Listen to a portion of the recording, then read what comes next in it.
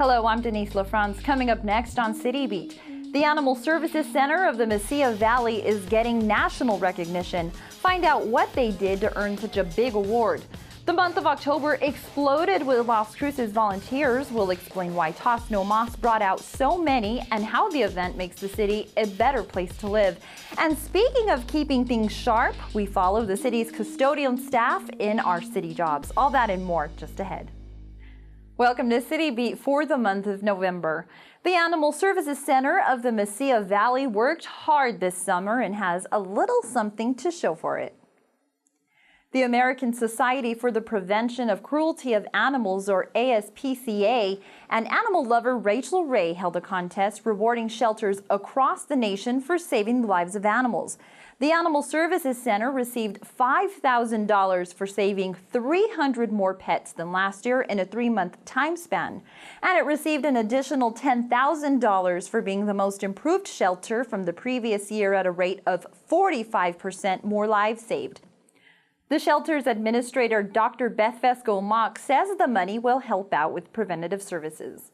We are planning, right now I'm working out the logistics of spending the money on revamping our spay and neuter vehicle that we purchased in the spring from the state of New Mexico for $5,000. I just now got it road ready. Motor, air conditioning, heating, everything is good to go. So it's top-notch running conditions. And now we have to revamp the inside and then turn it into a mobile spay and neuter vehicle. Congratulations to the shelter, and remember, the shelter is always in need of donations. Right now, dog crates, treats, collars, and leashes, and mostly volunteers are needed. To find out how you can help, call the Animal Services Center at 382-0018. You know we're in the heart of fall when you see volunteers out and about cleaning up during the Nomas campaign. CLC TV's Dominic Aragon shows us how volunteers at one school get down to business and get the city looking great.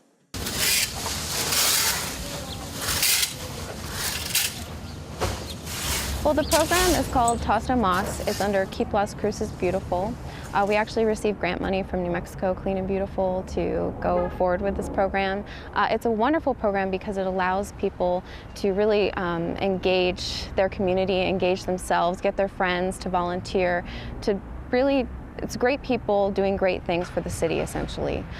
So we had over 944 volunteers last year, and we registered over 1,000 this year, which was tremendous.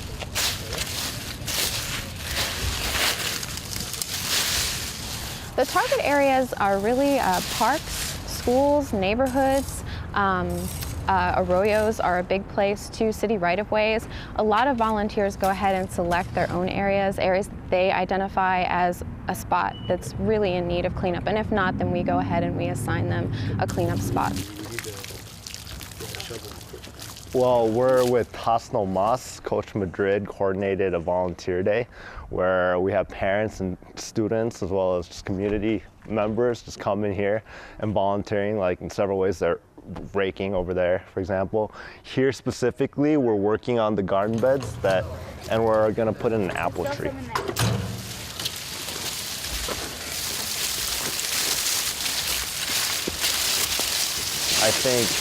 I think service for like our kids learning how to do, our kids doing service, I think that's a great thing.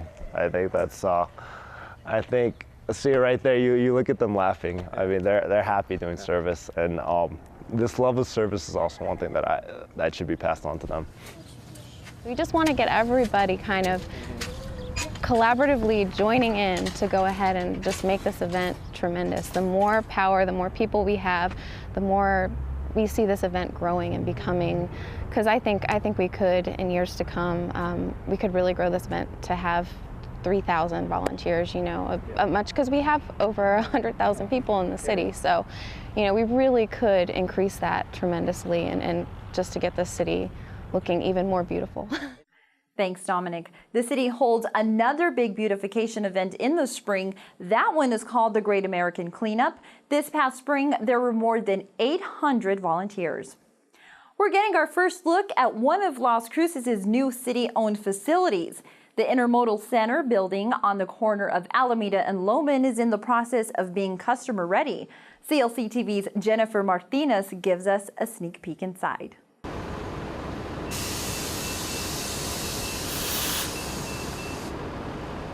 Changes are coming to Las Cruces' transportation system, and those who ride Roadrunner transit buses will notice a welcome difference, a central place in the city where different modes of transit can meet. The $3.6 million intermodal facility is finally being brought to fruition. A lot of the customers will use these benches to wait for their buses to come and go. We'll take a quick tour inside the building before the furniture is brought in. Located on the corner of Alameda and Loman, the new transit facility was years in the making and couldn't come soon enough. What the customer will immediately notice is that for the first time ever for Roadrunner Transit, we have an indoor waiting area. So there'll be a climate-controlled area, so it'll be warm in the winter, cooled in the summer. The customer service area will have benches to sit, bathrooms, a concession area, and more. We have a customer service desk, so they'll actually be able to come and ask questions here, purchase their bus passes here. If we are successful in getting an over-the-road company in here, then they'll also be able to purchase those passes, have their freight handled here through those companies. And if customers need to check bags, there's space here to do so. This area is equipped to hold another transit company, like Greyhound. Though no contract is in place, there is room. There's a break room on the first floor, a couple of offices that are meant more for growth. We have the work room here. We have a room for freight storage for inner city bus. Those are the primary, and the break room. Employees have been waiting years for this building to be complete. The new office space will help the employees get a little more work done than they can in their current office space. We have situations where we have 3 people crowded into an office right now. In a couple of the office spaces down there on Hadley. So that was one of the purposes of this building also, was to relieve some of that problem with overcrowding in the building. And there is even more room, an outdoor enclosed break area, and then we head to the second floor. There is a multi-purpose room for conferences, meetings, training room on the second floor. We also have the office suite for the administrative staff is on the second floor. The 7,000 square foot building is still in need of final touches and its furniture. And hopefully, this new center will change the way riders think about the current transportation situation in Las Cruces. For City Beat, I'm Jennifer Martinez. Thank you, Jennifer. The Intermodal Center is still in the process of being named. The community submitted 49 entries and choices have been narrowed down to 3. City Council gets the final say. It's time for another episode of City Jobs, a behind-the-scenes look at the people who work for the city and the jobs they do every day. Today, Jennifer Martinez tags along with those who keep our buildings looking so nice, the custodial staff at City Hall. When you walk into City Hall, you know it's going to be presentable. Today, we're going to talk to the guys who make sure the place is clean and ready for the public. It sounds like a tough task, but I'm ready to find out what it takes to be a custodian here at City Hall. Let's head inside. I'm here in the second floor break room with Vince Montes, the custodial foreman in the city of Las Cruces. Vince, very nice to have you working with us this morning, or actually me working with you. Well, you're welcome, and we're happy to have you here, and we're going to show you how exactly what we do to get the floors clean here at City Hall, especially in the break room. Okay. Well, I know there's a little bit of prep work that we need to go through, so can you walk me through that? Yes, I sure will, Jennifer. As far as, let me give you a shirt first, so you can have your, you can be officially a custodian with us. Okay, I notice everybody has a uniform. Yes, we do, and you do take care of that, and we'll start. Okay, well, let's talk about what we need to do to prepare for this. Okay, what we need to do, we need to start, we're going to move the tables out of the way and get the machine started. Okay, let's go do that. Okay. Okay. Since everyone had their name on their shirts, I put my personal touch on this uniform, and then I got right down to work. We started on one side of the break room moving the tables. They do this pretty quickly, so other employees can get in and get their coffee. So I hope I don't slow them down. Okay, Jennifer, now I'm going to show you how to use this, we call it an auto scrubber. So I'm going to show you, the basic how this machine works. Okay, what we're gonna do, we're gonna bring down the brush right here. And right here, you can, I don't know if you wanna try it. That brings down the squeegee. Just push it down. It just picks up and pulls down, right? Okay. And now we're gonna turn on power. Okay. For the water, and then you just push it. And that's it, just push. That's it. Now you push it. And how fast do you want to go? You can go as like a normal, like how you would walk.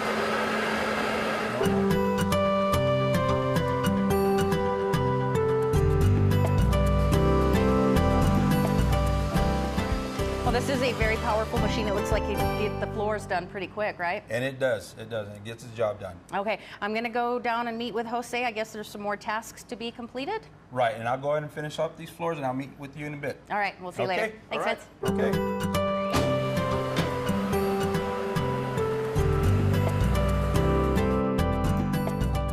We are now in the council chambers, and I'm joined by Jose Arroyo, who is another custodial foreman. And what do we do here in the chambers? It looks like there's a very big room. It looks like a lot to be done.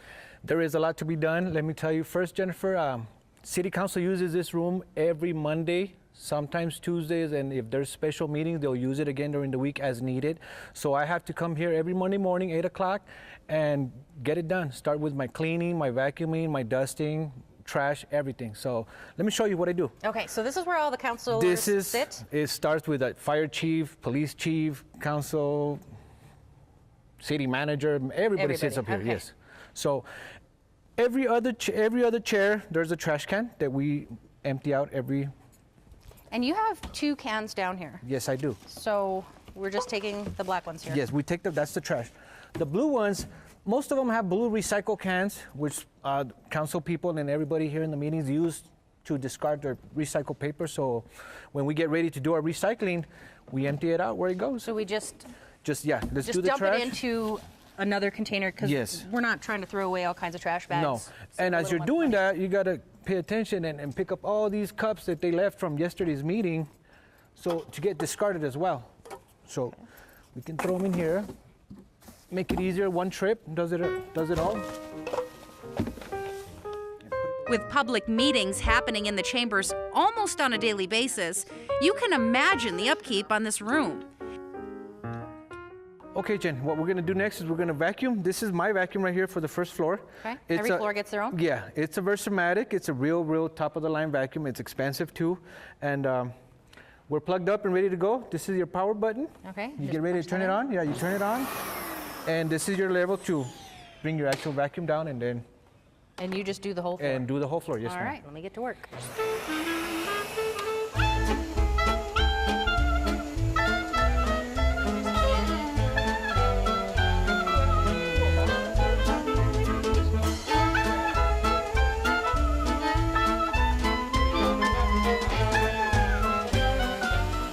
That's definitely a chore. I mean, I'm breaking into a sweat already. It's pretty warm in here now.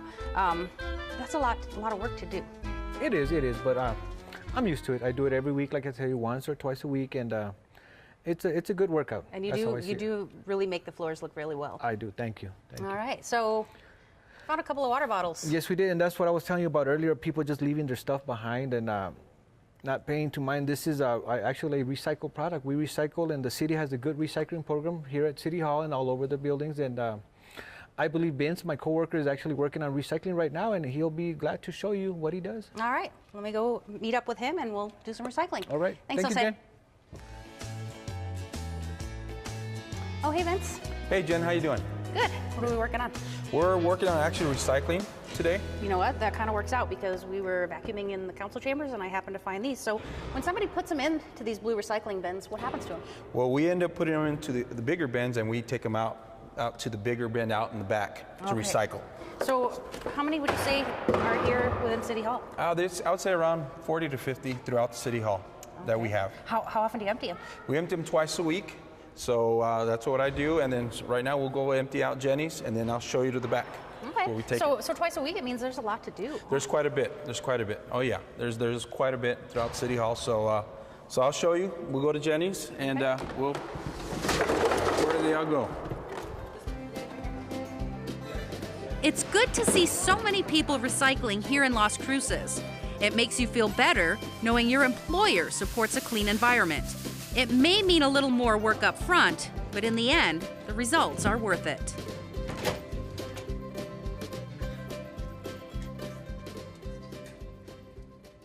So Vince, now that we've collected a lot of this stuff, where does it go? Well, actually, now we take it to the recycling bin and we empty it out here. Okay, so this isn't back of City Hall. We got the trash bins, we got the recycling bin. Right. We collected a lot, so there's a lot of recycling going on. There's How much? quite a bit. There's up to 6 cubic yards, and it gets emptied out twice a week, which is on Tuesdays and Thursdays. So that's when we empty it out. So yeah, there's quite a bit. So these just go in here? Yes, they do. We just toss them in here. A little bit about what else you do, because we've hit some of the things that, well, to me it was kind of fun, but right. There's we since we have 2 crews. We have the day crew and the night crew, the custodians. So there's 3 of us during the day, and then there's 4 at night. So what we do, we tend to the public, general public, and to staff. So what we do is just whatever they need throughout the day, we tend to. And I know we see, you come by the office every now and then, but you take care of a whole entire floor every day. Right. Well, there's 3 custodians, so everyone's has their own floor. So I'm on the 2nd floor, Jose's in the 1st, and Irma's in the 3rd floor. So we very rarely we go down to different floors. We just take care of that floor, and that's what we do. We knock it out. Well, I want to thank you very much for doing this with us today. I really learned a lot about what you do, and I really appreciate what you do. Well, that's good. All right. Thank you, Vince. Well, I sure learned a lot about what happens here with the custodial foreman. And if there's a city job that you'd like to learn more about, contact us at clctv.com.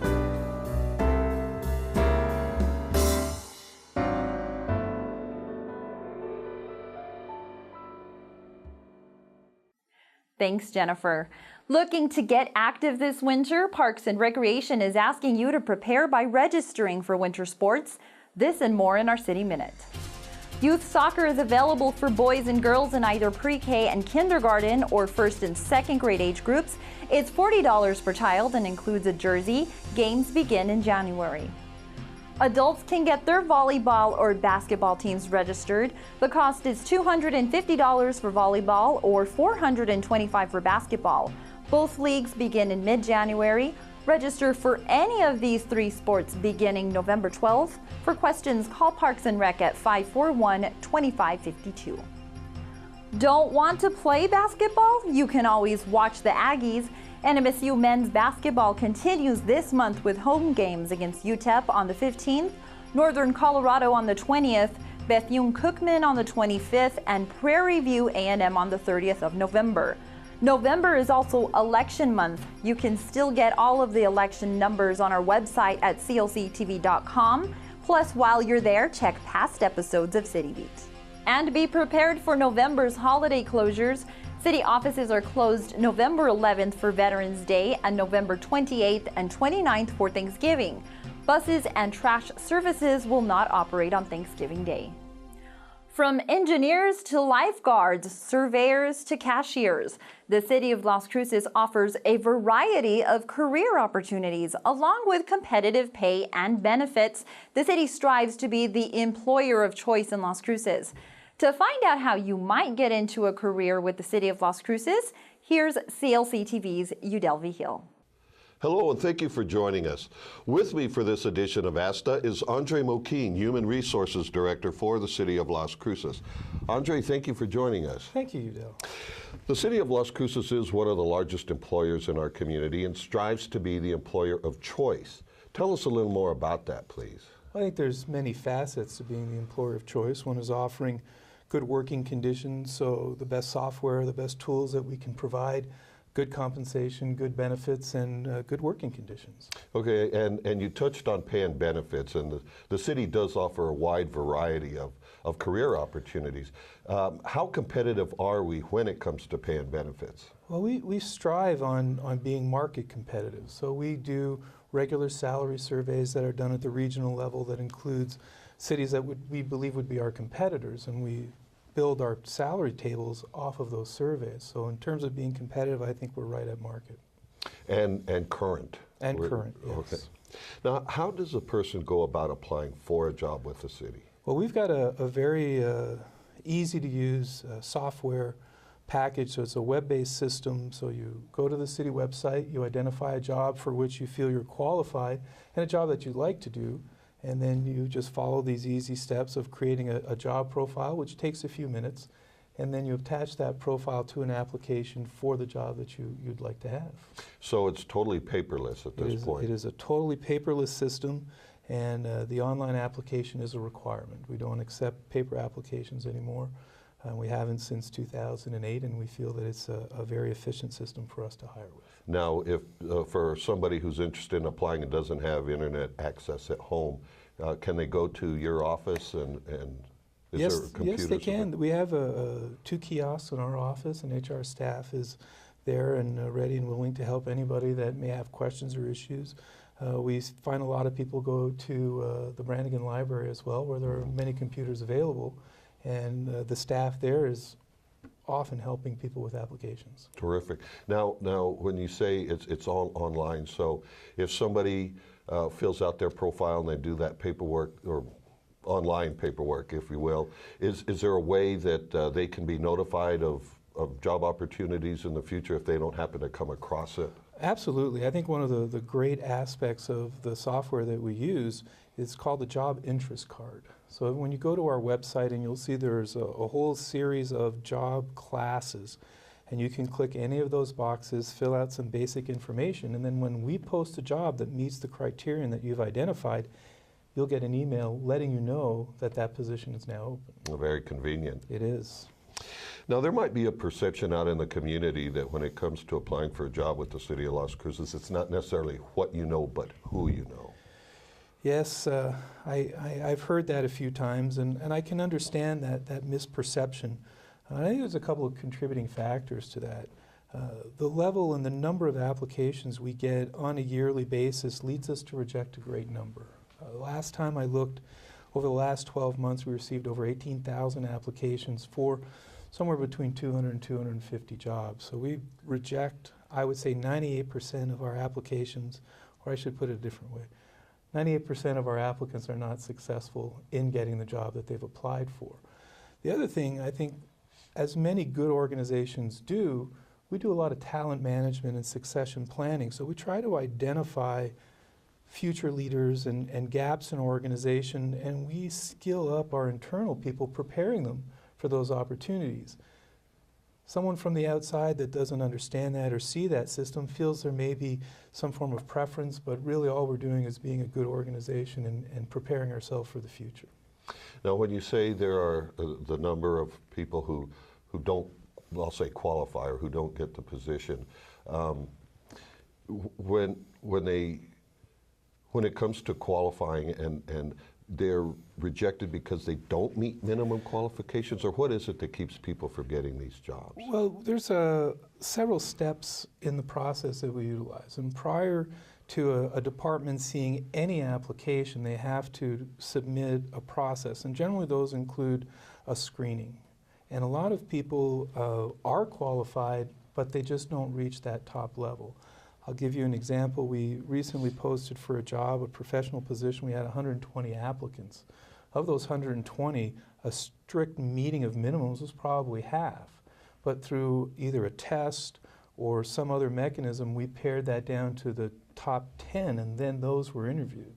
So a lot of times people are qualified, they just aren't the top qualified applicants. And when it comes to the ultimate hire, it's not done by any one individual, correct? Well, I mean, yes. There is a committee process, and the ultimate person to hire and fire with the City of Las Cruces is the city manager. But before that person gets to his desk, there is a selection process. You kind of touched on it. Yeah, that's correct. And I think the majority of our selection process, if not all of our selection process, include committees. So you'll have, at times, people from the department, then you may have stakeholders from other departments that will be working with those individuals in the future, so their input is sought. Ultimately, the recommendation goes to the city manager, as he's the only one who can hire and fire, but I've rarely seen a hire be one person, one interview. It's generally a lot more complex than that. Okay, and that all lends towards the fairness of the process. Yeah, our ordinances require us to hire based on merit. So all of our processes are designed to be fair and equitable and defensible. Okay. Any tips for somebody who's considering a career with the City of Las Cruces? Sure. I think I've spoken to many staff who have been able to find a job with us by persevering and applying several times and not just doing it once and saying that's it. The other thing I believe is making sure that your application truly reflects your experience for the job that you're applying for. So if you want to be an accountant and nowhere on your application do you mention any accounting experience, although you may have some, that has a tendency to be a problem for applicants. So a thorough review of their application, making sure that it matches the job that they're applying for, and not to be discouraged because, you know, I know some city employees apply 10, 12, 13 times before even getting an interview. So perseverance, I think, is also a key. That's good advice, and because there are people out there who really aren't qualified for a job they're applying for, but they tend to do the shotgun effect, right? They just put in an application for any position they see posted, and that's not necessarily a good thing. Well, I agree. I think we see sometimes people will apply 60, 70, 80 times, and of those 80 times, there may be 10 that are real true applications, and that has a tendency to be discouraging for the applicant because they're rejected so often. But finding the job that you're qualified for and also a job that you're interested in, I think really helps, because when you go through the process, your passion for what you do comes out, and those are the people that tend to be hired. All right. Anything you'd like to add? I think to your point, the city is a very good organization. I think we're one of the better organizations in this area to work for, and we strive to hire quality people to best serve the citizens. All right. Very good. Andre, thank you for joining us today. Thank you. Andre Moquin, Human Resources Director for the City of Las Cruces. Thanks, Udell. That's it for this episode of City Beat. Remember, tune in for live City Council meetings right here on Mondays at 1 p.m. Plus, all archived videos and programs can be found on clctv.com. Plus, don't forget to like us on our Facebook page. Thanks for joining us. I'm Denise LaFrance.